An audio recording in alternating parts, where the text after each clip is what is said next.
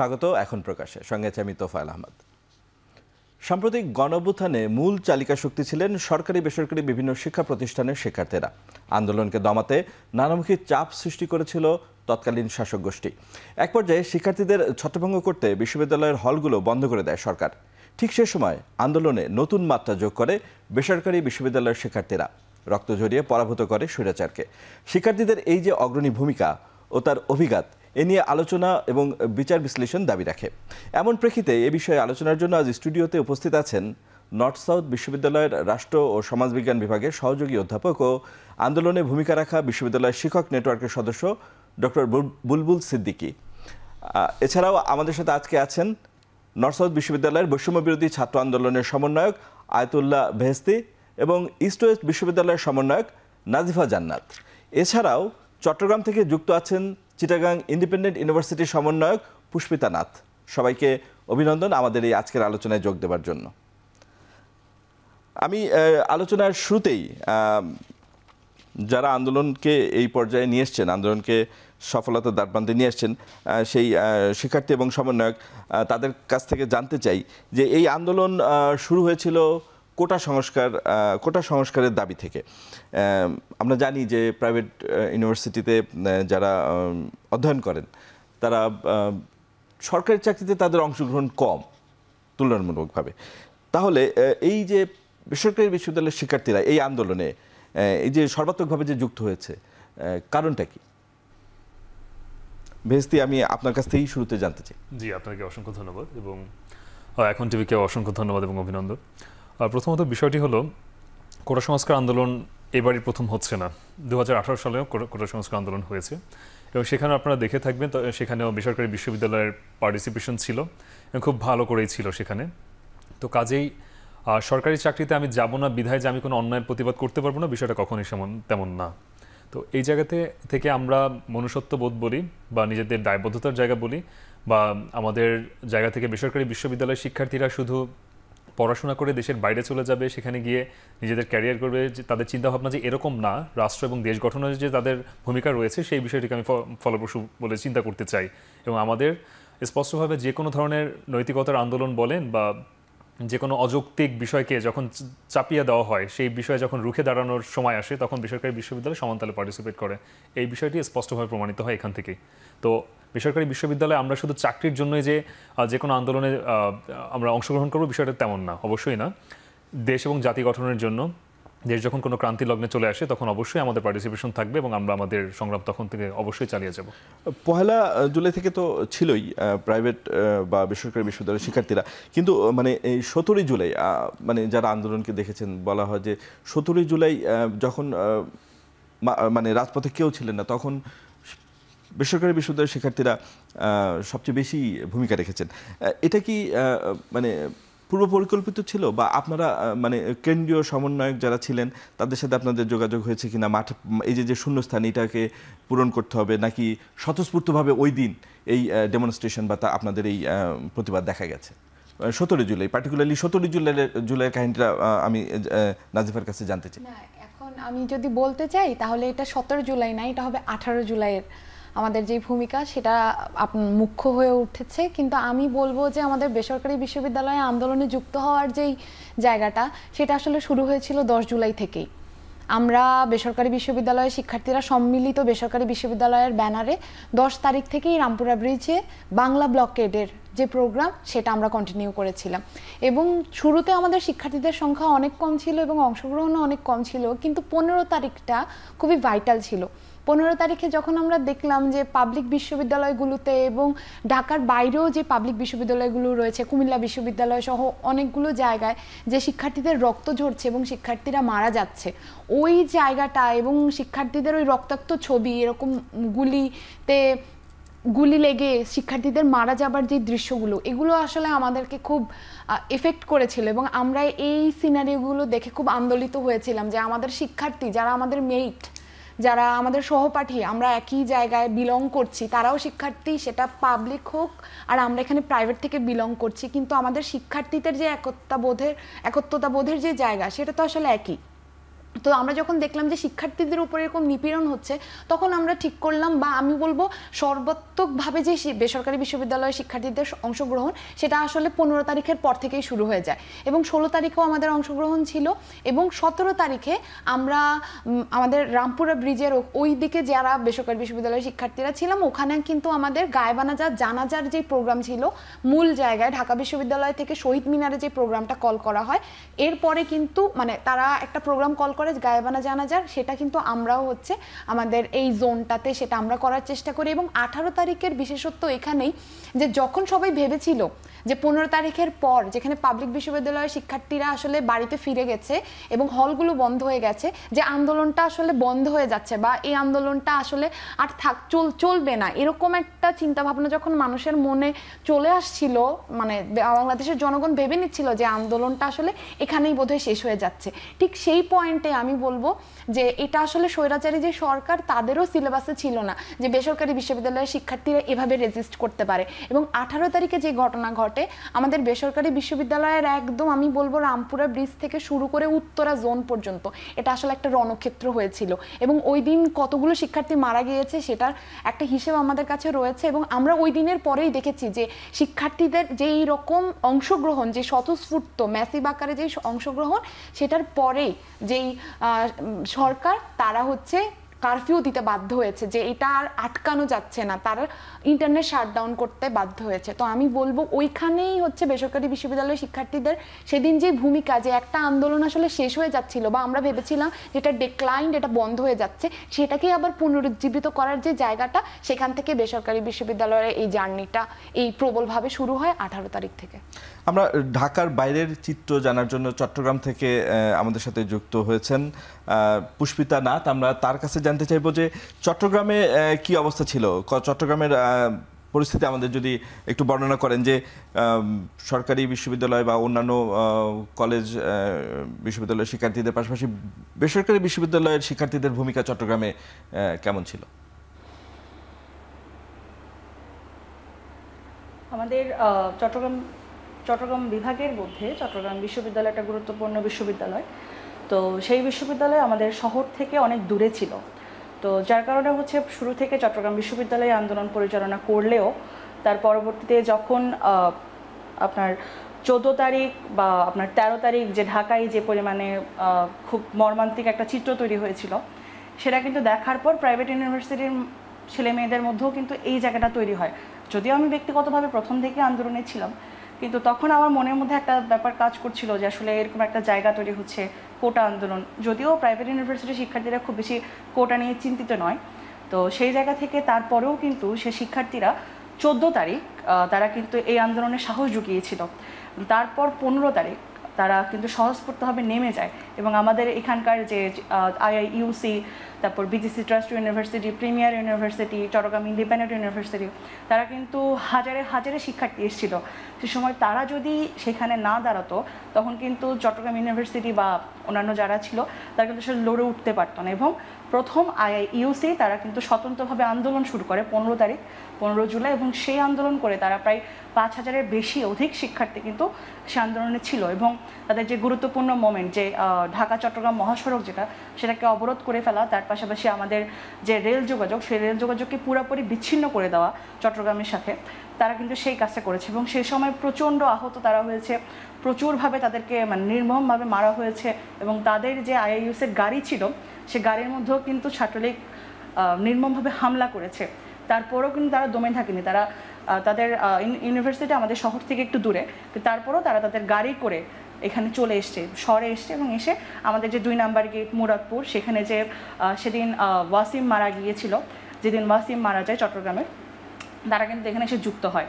এবং তার পাশাপাশি প্রিমিয়ার ইউনিভার্সিটি, সেদিন কিন্তু প্রায় 500 থেকে 600 ছেলে মেয়ে কিন্তু 2 নাম্বার গেটে ছিল। এবং যেখানে 2 নাম্বার গেট একটা গুরুত্বপূর্ণ মোমেন্ট, যেখানে আপনার একটা ছাত্রলীগের বিশাল সন্ত্রাসী দল সেখানে কিন্তু ছিল। তারপরেও কিন্তু তারা পাল্টাপাল্টি লড়াই করে টিকে থাকার চেষ্টা করেছিল। নিরস্ত্রভাবে আসলে টিকে থাকাটা খুবই কঠিন। তারপরও আপনার যে 5 তারিখ পর্যন্ত আন্দোলনের যে একটা জোয়ার ছিল, সেই জোয়ারটা কিন্তু প্রাইভেট ইউনিভার্সিটি না থাকলে কখনো সম্ভব ছিল না চট্টগ্রামের ক্ষেত্রে। ধন্যবাদ পুষ্পিতা, আমরা আবার আপনার সাথে যুক্ত হব।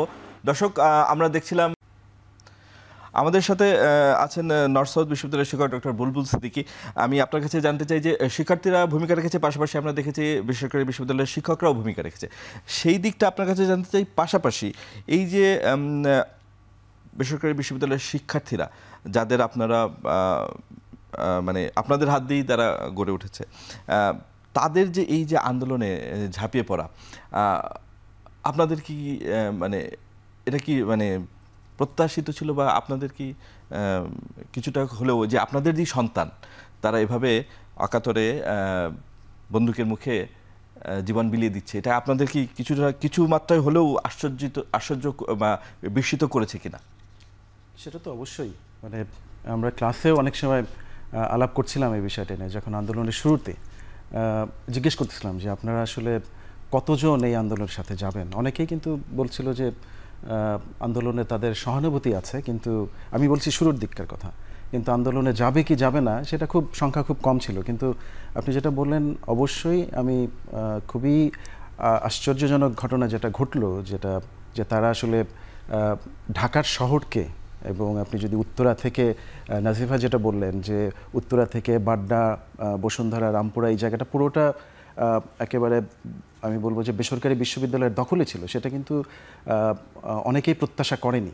এবং এটা না করার পেছনে একটা কারণ ছিল, যেরকম যে ধারণা করা হচ্ছিল যে বেসরকারি বিশ্ববিদ্যালয়ের ছাত্রছাত্রীরা এই সরকারি চাকরির মধ্যে তাদের অংশগ্রহণ কম, তাদের চাহিদা হয়তো সেটা নয়। কিন্তু এছাড়াও তারা হয়তো আরেকটা খুব নেতিবাচক ধারণা ছিল, যেটা আমার মনে হয় যে রাজনৈতিকভাবে সচেতন না, যেটা বেসরকারি বিশ্ববিদ্যালয়ের ছাত্রছাত্রীদের সম্পর্কে বলা হয়, যেটা স্টেরিওটাইপ একটা ধারণা ছিল। কিন্তু এই আন্দোলন সেটাকে ভুল প্রমাণ করে, এবং তারা দেখিয়ে দেয় যে যখন সরকারি বলবো না, পাবলিক বিশ্ববিদ্যালয় যখন বন্ধ হয়ে গেল, এবং আমরা যারা পাবলিক বিশ্ববিদ্যালয়ে পড়াশোনা করেছি আমরা জানি যে পাবলিক বিশ্ববিদ্যালয়গুলোতে একটা খুব দমনপীড়নের একটা বড় স্ট্র্যাটেজি হচ্ছে হল খালি করে দেওয়া। তখন তারা ধরে নেয় যে আন্দোলন এবার সব নষ্ট হয়ে গেল। কিন্তু ওই সময়টাতে বেসরকারি বিশ্ববিদ্যালয়ের ছাত্রছাত্রীরা পুরো বাংলাদেশে এমনভাবে চলে আসলো, যেটা আসলে আন্দোলনকে নতুন মাত্রা দিল বলে মনে হয়। সেটা পাশাপাশি যেটা আমি উল্লেখ করছিলাম যে শিক্ষকদের ভূমিকাটাও আপনাদের কাছে জানতে চাই, যে অনেক শিক্ষককে আমরা দেখেছি যে সামাজিক যোগাযোগ মাধ্যমে সরব থাকতে, পাশাপাশি শিক্ষায়তনিক পরিবেশে তারা শিক্ষার্থীদের উদ্বুদ্ধ করেছে কিনা? তা তো অবশ্যই, যেমন যেটা সামাজিক যোগাযোগ মাধ্যম এই সময়টাতে খুব প্রভাবশালী ছিল, যে আমাদের অনেক ছাত্রছাত্রীরা আমাদের সাথে যোগাযোগ করতেন যে এখন কি করব স্যার, আমাদের কি করা উচিত। তো এই যে আমাদের সাথে তাদের যে সার্বক্ষণিক আলাপ ছিল, সেই আলাপটা আমার মনে হয় যে অনেক ক্ষেত্রেই তাদেরকে অনুপ্রাণিত করেছে। এবং যখন আমার বিশ্ববিদ্যালয় থেকে আমরা গুটি কতক মানুষজন শুরুর দিকে নামলাম, এটা দেখে আমি যে এটার যে প্রভাবটা কত বড় হতে পারে, সেটা কয়েকদিন পরে আমি বুঝলাম যে ছাত্রছাত্রীরা খুব অনুপ্রাণিত, যে না স্যার কিংবা ম্যাম, আপনারা আমাদের সাথে একাত্মতা প্রকাশ করেছেন, আমরা খুব খুশি হয়েছি।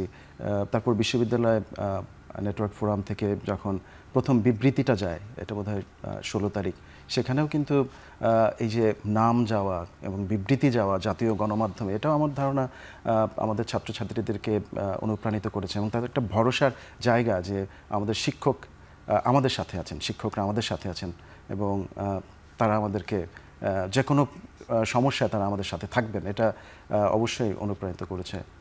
আমরা এই নিয়ে আরও আলোচনা করবো। আমাদের একটা বিরতির সময় হচ্ছে, আমরা একটা বিরতিতে যাব। দর্শক, আমরা একটা বিরতিতে যাচ্ছি, ফিরে আসছি একটু পরে।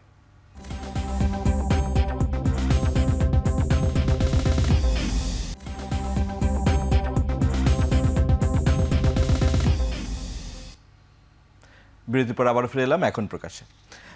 নাজিফা, আপনার কাছে জানতে চাই যে বলা হচ্ছিল যে বেসরকারি বিশ্ববিদ্যালয়ের শিক্ষার্থীরা যেভাবে ভূমিকায় তাদের ছিল, সেই তুলনায় তারা মানে সেভাবে তাদের মূল্যায়ন করা হয়নি বা মূল্যায়ন করা হচ্ছে না। আপনার কি মনে হয় এ ধরনের বক্তব্যের আদৌ কোনো সত্যতা আছে?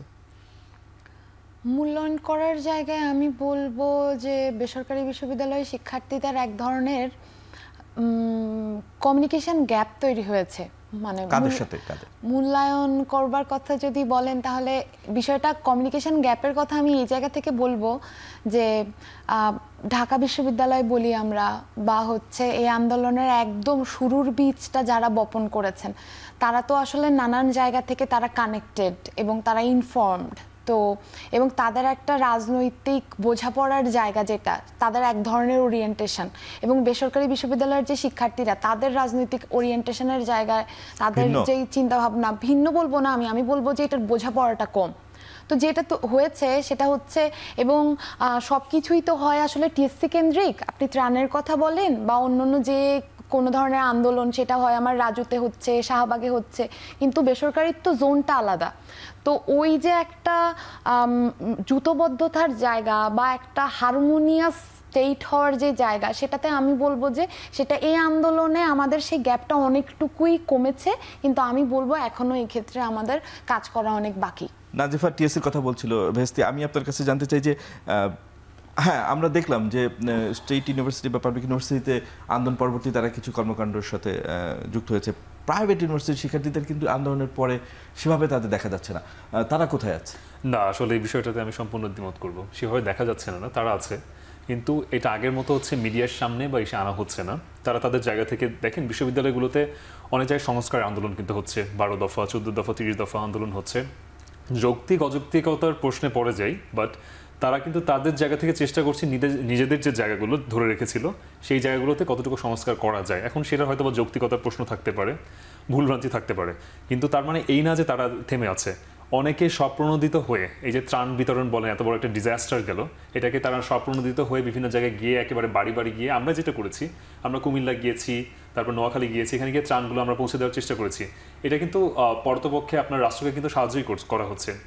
অন্তর্বর্তীকালীন সরকার যেহেতু একটা এটা আমার খুব শর্ট টার্মের জন্য আসছে, আবার এটাকে এখন আমরা সাধারণ শিক্ষার্থীরা মিলে বিপ্লবী সরকার গঠন করেছি, সেই জায়গা থেকে যদি আপনি বলেন, আমরা সাধারণ শিক্ষার্থী যারা বেসরকারি বলেন বা সরকারি বলেন, আমরা কিন্তু অ্যাক্টিভ আছি।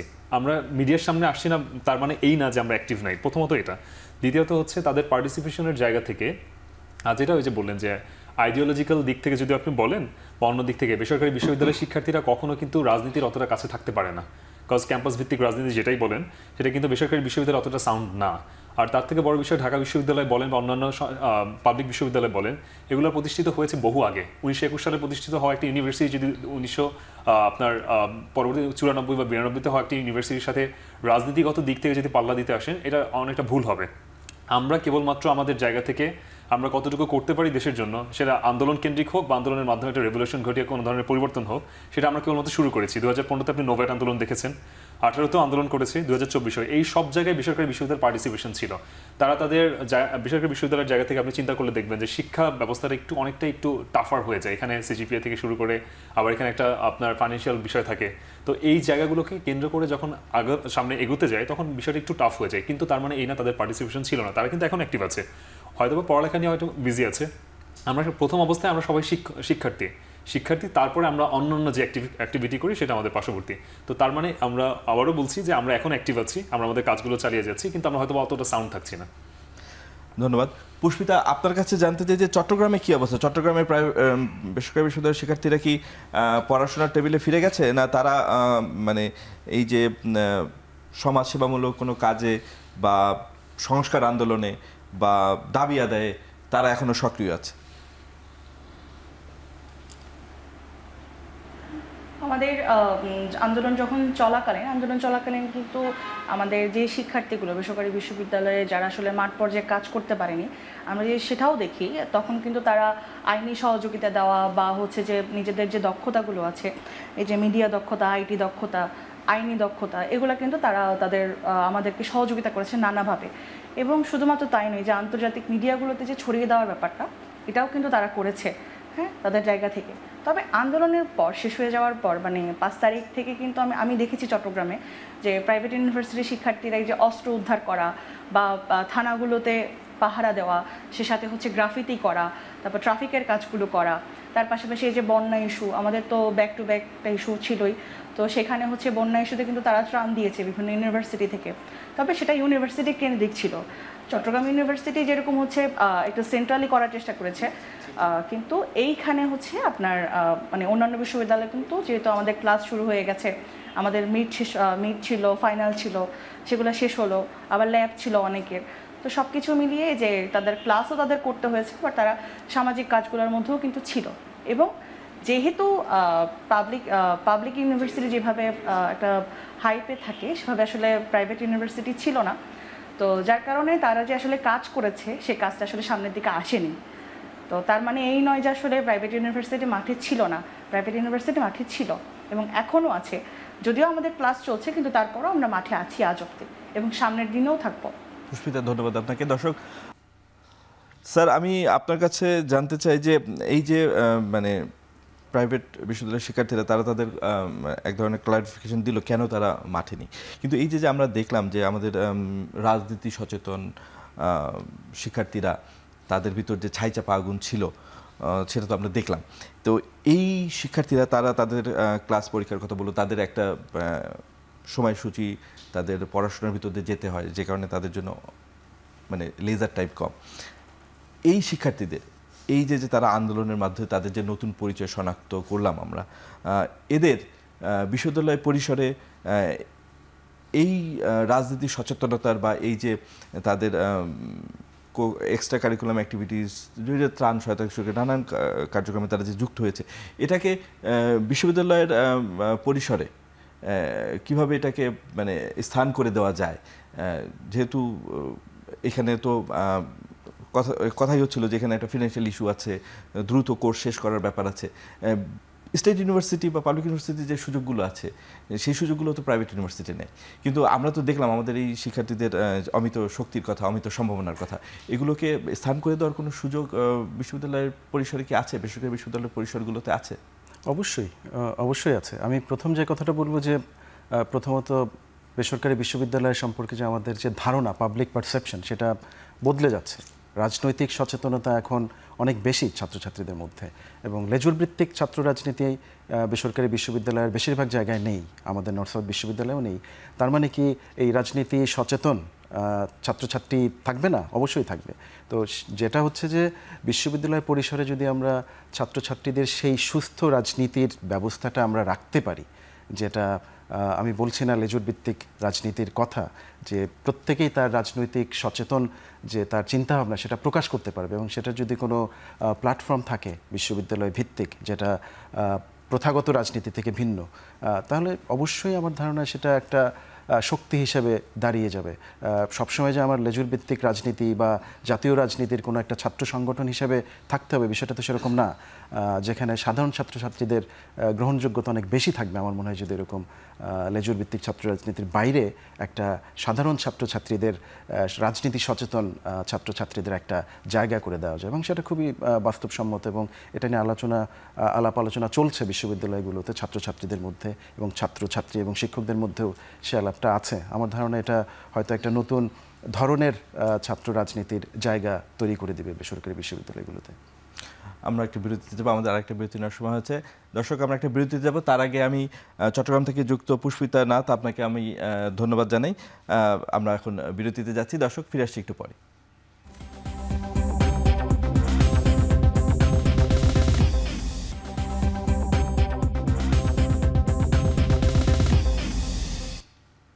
বিরতির পর আবারও ফিরে এলাম এখন প্রকাশে। এই আন্দোলনে আমরা দেখেছি যে রক্ত ঝরেছে অনেক। বেসরকারি বিশ্ববিদ্যালয়ের শিক্ষার্থীরা মানে যতদূর জানা যায় যে 30 বা তারও বেশি শিক্ষার্থী প্রাণ দিয়েছেন, আহত হয়েছে অসংখ্য। এই যে যারা আহত হয়েছেন তাদের জন্য আপনারা বা বৈষম্যবিরোধী ছাত্র আন্দোলন কি করছে, তারা যথাযথ চিকিৎসা পাচ্ছে কিনা? আমরা দেখছি যে অনেক সময় উপদেষ্টা থেকে শুরু করে অনেকেই যাচ্ছেন তাদের হাসপাতালে দেখতে, কিন্তু অনেকে আবার চিকিৎসা পাননি, এমনও দেখা গেছে। আবার বিদেশ থেকে চিকিৎসক দলও এসছে, চায়না থেকে, তারাও চিকিৎসা দিচ্ছেন। প্রাইভেট ইউনিভার্সিটি যারা নিহত হয়েছেন বা যারা আহত হয়েছেন, তারা যথাযথ চিকিৎসা এবং যথাযথ সাপোর্ট সেই পরিবারগুলো যারা তাদের অমূল্য সম্পদ হারিয়েছেন সেটা পাচ্ছে কিনা বৈষম্যবিরোধী ছাত্র আন্দোলনের কাছ থেকে? জি, সেটা হচ্ছে আমাদের কিন্তু একটা উপকমিটি করা হয়েছে, মানে কয়েকটা কমিটি করা হয়েছে, 4টা কমিটি তৈরি করা হয়েছে। আমাদের যেই মূল কেন্দ্রীয় সমন্বয়কদের তালিকা, সমন্বয়ক এবং সহসমন্বয়কদের তালিকার বাইরে আমাদের 4টা মানে গ্রুপ করা হয়েছে। সেগুলোর মধ্যে একটা হচ্ছে স্বাস্থ্য বিষয়ক উপকমিটি। তো ওখান থেকে আসলে ইনফরমেশন তারা কালেক্ট করেছে, যারা নিহত হয়েছে তাদের এই তালিকা বানানোর যে জায়গাটা, সেই কাজটাও চলছে, এবং একই সাথে যারা আসলে আহত হয়েছেন তাদেরও তালিকাটা করা হচ্ছে। এবং আমরা ইনফরমেশন ডেলিভার করার কাজ করছি, মানে আমরা যারা সমন্বয়ক আছি আমরা ওই কমিটির সাথে এই সামঞ্জস্যটা রাখছি, আমাদের সাথে যারা যোগাযোগ করছে অথবা আমরা খোঁজ খবর নিয়ে যাদের নাম জানতে পারছি আমরা সেটা ডেলিভার করছি উপকমিটির কাছে, এবং তারা সেটা লিস্টিং করে তাৎক্ষণিকভাবে যাদেরকে সাহায্য করবার দরকার সেটা তারা করছে, এবং একই সাথে তাদেরকে যাতে এককালীন আহত এবং নিহতের পরিবারকে তাদের যাতে মানে একটা আর্থিক সাহায্যের যে জায়গাটা সেটা যাতে করা হয় সেজন্য আসলে কাজ চলছে। মানে আমি বলবো এটা দুইটা ভাবে কাজটা হচ্ছে, প্রাথমিকভাবে একটা কাজ হয়েছে এবং তালিকাটা করে তাদেরকে আবার আর্থিক যে সহায়তা করার যে জায়গাটা সেটার জন্য আমাদের কাজ চলমান। মেহেদি, আপনার কাছে জানতে চাই যে যারা মানে এই আন্দোলনে সম্পৃক্ত হয়েছেন, হ্যাঁ, এরকম সরকারের মানে অন্তর্বর্তীকালীন সরকারের কেউ কেউ তো দায়িত্ব পেয়েছেন এবং মানে খুব সক্রিয়ভাবে কাজ করছেন অন্তর্বর্তী সরকারের সাথে। বেসরকারি বিশ্ববিদ্যালয়ে এ ধরনের অংশগ্রহণ কম দেখা গেছে, তো সেটা নিয়ে বেসরকারি বিশ্ববিদ্যালয়ের একজন শিক্ষার্থী হিসেবে আপনার বক্তব্য কি, যে আপনাদের আরও অন্তর্বর্তী সরকারে অংশগ্রহণ দরকার, বা আপনারা যেভাবে দায়িত্ব পালন করতে চান তাতে যেভাবে ক্যাম্পাসে থেকে দায়িত্ব পালন করছেন আপনি যেটি এর আগে বলছিলেন সেভাবেই ঠিক আছে? এই প্রশ্নটা আসলে আমার জন্য একটু টাফার হয়ে যাচ্ছে, কারণ অন্তর্বর্তীকালীন সরকার যেই 17 জনকে নিয়ে শুরুতে আপনার এখানে প্রসপেক্ট হয়েছিল, প্রস্তাবিত ছিল যাদেরকে নিয়ে শুরুতে, ওইখানে আমাদের পরবর্তীতে দেখেছি মাত্র 2 জনকে হচ্ছে শিক্ষার্থীদের জায়গা থেকে ইনিশিয়াল স্টেজে অ্যাড করা হয়, পরবর্তীতে বিশেষ সহকারী বলি বা প্রেস সচিব বলি এভাবে 2 জন আসে। তো আমাদের বেসরকারি বিশ্ববিদ্যালয়ের জায়গা থেকে এই বিষয়ে ডক্টর ইউনূস স্যার একটা কথা বলেছিলেন যে এই সরকারের অন্যতম প্রধান মেইন যেই বডি সেখানে আছে কেন্দ্রে থাকবে সাধারণ শিক্ষার্থীরা। তো আমাদের এক্সপিরিয়েন্সের এখানে অনেক বড় একটা ব্যাপার আছে, আমরা যারা আন্দোলন করি অ্যাক্টিভিজম ইজ ওয়ান থিং, আর হচ্ছে আপনার রাজনীতি আরেকটা টোটালি ডিফারেন্ট জিনিস। আমরা কেউ গভর্নেন্সিং কখনো করি নাই, হয়তো আমাদের আন্দোলনের আমাদের ক্যানভাসটা অনেক ভাস্ট হতে পারে, 2018 বা 15 সাল থেকে শুরু করে এই পর্যন্ত অনেক ভাস্ট হতে পারে, কিন্তু গভর্নেন্সিংয়ের জায়গায় গেলে বিষয়টা টোটালি ডিফারেন্ট হয়েছে। যেখানে একটা মন্ত্রণালয় যদি চালাতে যায় সেখানে একজন উপদেষ্টা থেকে শুরু করে সচিব থেকে শুরু করে অনেকের দরকার হয়, সেখানে এই সরকারে এসে একজন ব্যক্তি 7 থেকে 8টা মন্ত্রণালয়ের দায়িত্ব থাকতে হচ্ছে। তো সেই জায়গা থেকে আমাদের অবস্থান কীরকম হবে এই বিষয়ে সম্পূর্ণ ডক্টর ইউনূস সাহেব থেকে শুরু করে তাদের যে প্যানেল আছে, মানে সবসময় যে উপদেষ্টার দায়িত্ব নিতে হবে সেরকম নয়, কিন্তু মানে অন্তর্ভুক্ত হওয়ার বা সম্পৃক্ত হওয়ার অনেক উপায় আছে, সেভাবেও তো হতে পারে। এবং আমরা ইংল্যান্ডে দেখেছি ছায়া সরকার আছে, সরকারে অংশগ্রহণ করেই সরকারের দায়িত্ব পালন করা যাবে এমন তো নয়।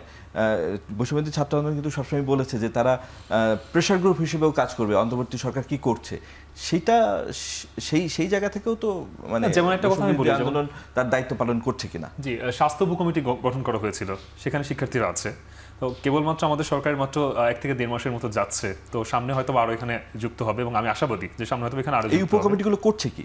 তো এখান থেকে আপনার আমাদের জায়গা থেকে যে স্বাস্থ্য উপকমিটি আমি একটা কথা বলতে পারি, সেটা এখানে 2 জন ওদের এখান থেকে 3 থেকে 4 জন এখানে ডক্টর আছেন, এবং অভ্যন্তরীণভাবে এখানে আরও 3 থেকে 4 জন যুক্ত ছিলেন। তো স্বাস্থ্য উপদেষ্টা যিনি ছিলেন তারও এখানে কনসার্ন ছিলেন, তারা হয়তো বা কোনোভাবে একটা আপনার ইনিশিয়াল স্টেজে সবার সাথে আলোচনা করে যে বিষয়টা গঠন করেছে। কিন্তু আমাদের জায়গা থেকে সাধারণ শিক্ষার্থীরা বেসরকারি বিশ্ববিদ্যালয়ের জায়গা থেকে যদি বলি, আমাদের এখন পর্যন্ত আমরা ওভাবে কোনো ক্লিয়ার সাইন দিতে পারবো না যে আমাদের জায়গা থেকে কোনো কনসেন্ট নেওয়া হয়েছিল কিনা। এটা হচ্ছে প্রথম ইস্যু। দ্বিতীয়ত হচ্ছে আমাদের বেসরকারি বিশ্ববিদ্যালয় থেকে আমরা অনেকে স্বপ্রণোদিত হয়ে অনেক জায়গায় গিয়ে কাজ করছি, যেমন আমরা অনেক ধরনের প্রবলেম সলভ করার চেষ্টা করছি, এটা ডিজাস্টার ম্যানেজমেন্ট হোক যেটাই হোক।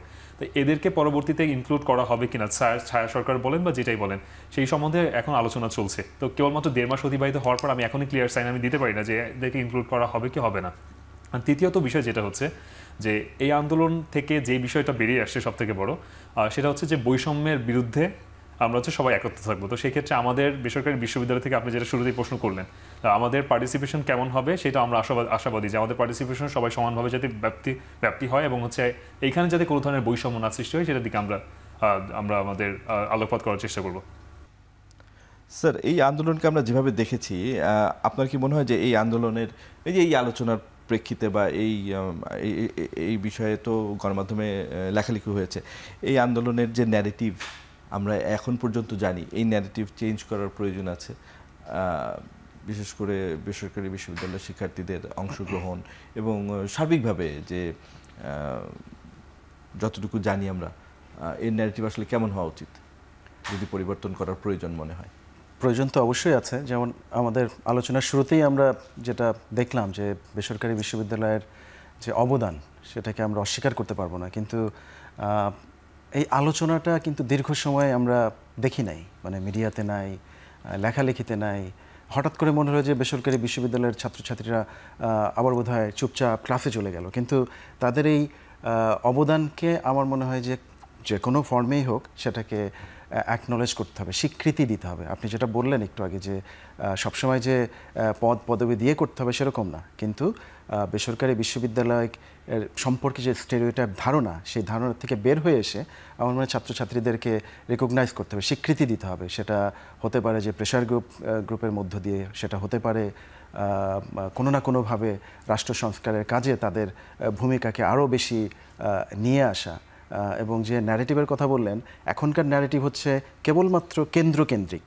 কেন্দ্র বলতে আমরা যেটাকে বুঝি এখন ঢাকা বিশ্ববিদ্যালয় কেন্দ্রিক। আপনি সব যদি দেখেন, বেশিরভাগ পদ পদবি উইদিন কোর্ট আমরা যদি বলি, সব কিছু কিন্তু ওই এক কেন্দ্রিক।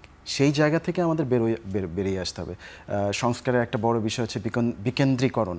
তো বিকেন্দ্রীকরণ এর বিষয়টা কিন্তু আমাদের এই আন্দোলনের অংশগ্রহণকারী বেসরকারি বিশ্ববিদ্যালয়ের ছাত্রছাত্রী, এবং সেটা ঢাকা কেন্দ্রিক হবে সেরকমও না। আমি বলছি যে সেটা ঢাকার বাইরেরও ছাত্রছাত্রী যারা অংশগ্রহণ করেছে এবং বেসরকারি বিশ্ববিদ্যালয়ের ছাত্রছাত্রী যারা ছিল, তাদেরকেও তাদের অবদানকে এই কোনো ফর্মে নিয়ে আসা, যাতে করে ভবিষ্যতে তারা এই রাজনীতি সচেতন ছাত্রছাত্রীরা অনেক বেশি অবদান রাখতে পারে। আমরা আরও আলোচনা করবো এই বিষয়ে। আমাদের আরেকটা বিরতি নেওয়ার সময় হয়েছে। দর্শক, আমরা আরেকটা বিরতিতে যাচ্ছি, আমাদের সাথেই থাকুন।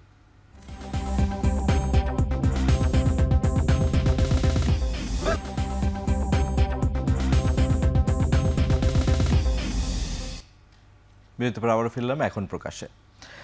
শুরুতেই ডক্টর বুলবুল সিদ্দিকী, আপনার কাছে যাব। আপনার কাছে জানতে চাই যে আসলে এই যে এত বড় একটি আন্দোলন, এর কি অভিঘাত আমাদের সমাজে পড়েছে বা ভবিষ্যতে এর কি প্রভাব থাকবে আমাদের সমাজে, সেই সাথে এই নতুন প্রজন্মকে আসলে কোন ফ্রেমে আমরা দেখব, যেই ফ্রেমে এতদিন দেখেছি না।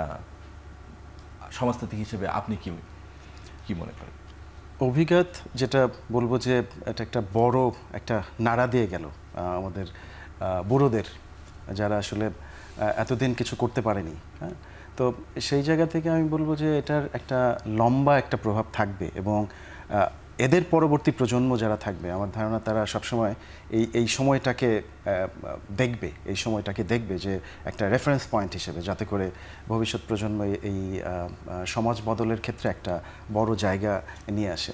আরেকটা বিষয় হলো যে তারা যেভাবে ন্যারেটিভটা ভাঙলো, স্টেরিওটাইপ ভাঙলো, এটা একটা বড় বিষয়। সেটা ভবিষ্যতে আমরা দেখব যে এই পাবলিক এবং প্রাইভেট বিশ্ববিদ্যালয়ের যে বিভাজন, সেই বিভাজনটা আমার মনে হয় এখন উঠে যাওয়ার সময় আসছে। এখন আমরা বিশ্ববিদ্যালয়কে বিশ্ববিদ্যালয় হিসেবে দেখব, প্রাইভেট কিংবা পাবলিক সেই জায়গাটায় দেখব না। আর লেন্সের কথা যেটা বললেন, অবশ্যই আমাদের একটু ভিন্নভাবে দেখতে হবে। যে জেনারেশনকে আমরা একসময় ভাবতাম যে এই জেনারেশন আসলে রাজনীতি সচেতন না, বিশেষ করে বেসরকারি বিশ্ববিদ্যালয়ের ক্ষেত্রে যদি বলি, যেরকম একটা নেতিবাচক ধারণা অনেকের মধ্যে ছিল, আমি সেটা সবসময় এটার বিরুদ্ধে ছিলাম, কিন্তু সেই জায়গা থেকে একটু ভিন্নভাবে দেখার সুযোগ তৈরি হয়েছে যে না, রাজনীতি সচেতন এবং বাক স্বাধীনতা, আমার অধিকার, আমার বৈষম্য, এই বিষয়টা আসলে সকলের ক্ষেত্রে সমভাবে প্রযোজ্য, এবং সেটা এই তরুণ প্রজন্ম দেখিয়ে দিল আমার মনে হয়। বৈষম্যবিরোধী ছাত্র আন্দোলন যেই অসম্ভব কাজটা সম্পাদন করেছে, সেই জন্য বৈষম্যবিরোধী ছাত্র আন্দোলনের কাছে মানুষের বা জনগণের চাওয়া পাওয়ার একটা জায়গা তৈরি হয়েছে। সে কারণে অভূতপূর্ব সাড়া আমরা দেখেছি যখন বৈষম্যবিরোধী ছাত্র আন্দোলন ত্রাণের জন্য আহ্বান জানিয়েছে সাধারণ মানুষকে। আমরা টিএসসিতে সেই সাড়া দেখেছি। তো ভেস্তি এবং নাজিফা, দুজনের কাছে আমার প্রশ্ন যে বৈষম্যবিরোধী ছাত্র আন্দোলনকে আপনারা কোথায় নিয়ে যেতে চান? বৈষম্যবিরোধী ছাত্র আন্দোলন নিয়ে আপনাদের ভিতর ভবিষ্যৎ পরিকল্পনা হচ্ছে কিনা, এবং এই কিছু বিতর্ক এড়িয়ে বৈষম্যবিরোধী ছাত্র আন্দোলন যেন মানুষের চাওয়া পাওয়া পূরণ করতে পারে, সেটা সংগঠন হিসেবে বৈষম্যবিরোধী ছাত্র আন্দোলন পারবে কিনা? এখন পর্যন্ত আমরা যতটুকু করেছি, এটা একটা আন্দোলন, মোর লাইক অ্যাক্টিভিজম। আর হচ্ছে আপনার যখনই আপনি রাষ্ট্র বা সমাজ পরিবর্তন করতে চাইবেন, তখন আপনার রক্ত ঝরাতে হবে, আর এর মাধ্যমে আপনি একটা রাজনৈতিক নতুন দ্বার উন্মোচন করতে পারেন। আপনি যদি দেশ, সমাজ, রাষ্ট্র পরিবর্তন করতে চান, আপনার অবশ্যই রাজনীতিতে আসতে হবে। যদি না আসেন, সেটা হচ্ছে আপনি আপনার এমন কিছু মানুষের দ্বারা আপনি শোষিত হবেন যারা ওই জায়গায় যোগ্য ছিল না। যেই বিষয়টা আজকে 16 বছর যাবত আমরা পার করে এসেছি, তো আমাদের এই জেনজি প্রজন্ম যাদেরকে আপনারা দেখেছেন, এরা 16 বছর যাবত যে স্বৈরাচার শাসককে দেখেছে, এরা রাজনীতি বলতে তাদেরকেই বুঝে। রাজনীতি যে নতুন ধারায় হতে পারে এটা এরা কখনো দেখে নাই বা বুঝে না। এটা বোঝানোর জন্য হলেও বা রাজনীতি পরিবর্তন সম্ভব, এটা বোঝানোর জন্য আমাদের সামনে গিয়ে আসতে হবে। যেহেতু জনগণ একটা অভূতপূর্ব সাড়া, যেটা আপনি বললেন, দিয়েছে, তো আমার মনে হয় সেক্ষেত্রে আমাদের জায়গা থেকে রাজনৈতিক নতুন একটা তৃতীয় শক্তি হিসেবে আসা উচিত। সেটা আমরা যদি বলে থাকি যে ক্যাম্পাসে রাজনীতি নাই থাকুক, ক্যাম্পাসের বাইরেই হোক, যেভাবেই হোক, সেখানে আমার জায়গা থেকে আমি আশাবাদী যে এটা তৃতীয় একটা শক্তি হিসেবে যদি এখান থেকে উন্মোচন হয়, তাহলে সেটা অনেক বড় একটা পজিটিভ ইম্প্যাক্ট রাখবে প্রথমত। আর দ্বিতীয়ত হচ্ছে সাধারণ শিক্ষার্থীরা তখনই একটা বিষয়কে অ্যাকসেপ্ট করবে যখন এটা এমন একটা কিছুর আভাস দিতে পারবে যেটাতে পরিবর্তন সম্ভব, যেটা এই বৈষম্যবিরোধী ছাত্র আন্দোলন দেখিয়ে দিয়েছে। এবং শুধু একবার না, সাধারণ শিক্ষার্থীদের জায়গা থেকে বারবার যখন তারা বিভিন্ন আন্দোলন দিয়ে সফল করেছে, তারা এতটুকু দেখিয়েছে তারা অর্গানাইজ হতে পারে। দলীয় লেজুর ভিত্তিক না করে তারা অর্গানাইজ হয়েছে, তারা রাজনীতির বাইরে থেকেও তারা অর্গানাইজ হয়েছে। এটা একটা ক্লিয়ার সাইন দেয় যে আজ থেকে হয়তো 5 থেকে 10 বছর পরে হলো একটা তৃতীয় শক্তির উদ্ভব হবে। হয়তোবা তখন আমাদেরকে আপনি দেখতে পাবেন এই বৈষম্যবিরোধী ছাত্র আন্দোলন অনেকে মিলেই হয়তো সেই বিষয়টি সম্বোধন করবে ইনশাল্লাহ। নাজিফা, আমি বলবো একটা অ্যাসপিরেশন নিয়ে, বৈষম্য দূর করার একটা অ্যাসপিরেশন নিয়ে বৈষম্য বিরোধী ছাত্র আন্দোলনের যাত্রা শুরু হয়েছিল, এবং সেটা কোটা সংস্কার আন্দোলন থেকে শুরু করে এখন রাষ্ট্র সংস্কার আন্দোলনে এসে পৌঁছেছে। তো আমি বলবো যে এই সংস্কারের, বৈষম্য দূর করার অ্যাসপিরেশন নিয়ে বৈষম্য বিরোধী ছাত্র আন্দোলন যাত্রা করেছিল। এই সময়ে এসে সেই বৈষম্য দূর করা রাষ্ট্রীয়ভাবে সেই সুযোগটা তৈরি হয়েছে, এবং আমার জায়গা থেকে আমি বলবো এটার একটা পার্ট হিসেবে যে সেই ভূমিকা নিশ্চয়ই আমরা পালন করব। বৈষম্য দূর করার যে রূপকল্প আমাদের, সেখানে আমরা সামনের দিনগুলোতেও ভূমিকা রাখব। এবং এর পাশাপাশি আমি আরেকটা জিনিস বলতে চাই, সেটা হচ্ছে আমি এই আন্দোলনের একজন পার্ট হিসেবে বলবো যে আমরা কেউ প্রশ্নের ঊর্ধ্বে না, কেউ ভুল ত্রুটির ঊর্ধ্বে না। আমি বলবো যে আমাদের যেই গঠনমূলক সমালোচনা জারি আছে সেটা জারি থাকুক, এবং আমি বলবো আমাদের কাছে পরামর্শ আসুক যে কিভাবে আমাদের কাজ করলে পরে সেটা গ্রহণযোগ্যতা আরও বেশি পাবে। এবং আর একটা কথা আমি যুক্ত করব, সেটা হচ্ছে আমি আহ্বান করব আমাদের যেই সমাজের স্টেক হোল্ডার রয়েছে বিভিন্ন প্রান্তের, আমি বলবো তাদের যেই মিলেনিয়াম যেই জেনারেশন এবং এই যে জেনজির যেই জেনারেশন, তাদের যাতে একটা সেতুবন্ধন তৈরি হয়, আমরা যাতে পারস্পরিক কথাবার্তাগুলো আদান প্রদান করি এবং এই মিথস্ক্রিয়তার মাধ্যমে যাতে আমাদের একটা বৈষম্যহীন সমাজ গড়ে ওঠে এবং সেই দিকে যাতে আমরা এগিয়ে যাই। ধন্যবাদ নাজিফা, আপনাদের তিনজনকে অসংখ্য ধন্যবাদ আমাদের এই আয়োজনে যোগ দেওয়ার জন্য। দর্শক, আপনারা দেখছিলেন এখন প্রকাশ। আমাদের আলোচনার সময় আজ এখানেই শেষ। আবারও দেখা হবে সমসাময়িক কোনো বিষয় নিয়ে। ততক্ষণ ভালো থাকুন। শুভরাত্রি।